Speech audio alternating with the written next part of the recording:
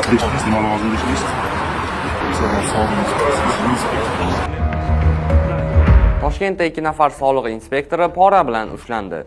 Davlat xavfsizlik xizmati Ko'l markaziga kelib tushgan murojaat asosida Toshkent shahar boshqarmasi hamda iqtisodiy jinoyatlarga qarshi kurashish departamenti xodimlari hamkorligida tezkor tadbir o'tkazilgan.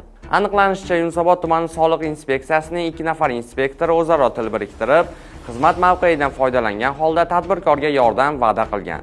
Ular tadbirkorning MCH'si Chilonzor buyum bozori kompleksi aksiyadorlik jamiyatidagi ochiq savdo tenderida g'olib bo'lishi va 3 ta savdo do'konini ijaraga olishi uchun tanishlari orqali masalani hal qilib berishni aytgan.